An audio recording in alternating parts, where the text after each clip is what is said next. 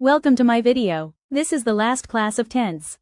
Future tense. Future tense is a verb form used to talk about actions, events, or situations that have not happened yet but will happen later. 1. Simple future tense. It talks about actions that will happen in the future. Structure. Subject plus will be, shall be plus verb present form plus object. Example. I will be visit Dhaka next month. The visit will happen in the future. Subject is I, must use will be, and then visit is verb's present form.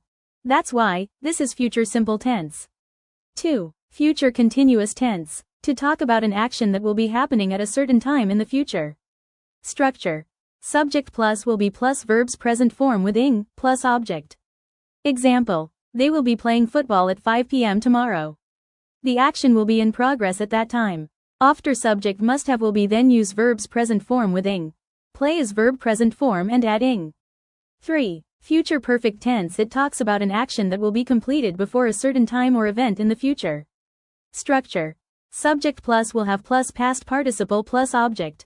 Example. She will have finished her homework before you arrive. Homework will be done before your arrival. That's why it's future perfect continuous tense.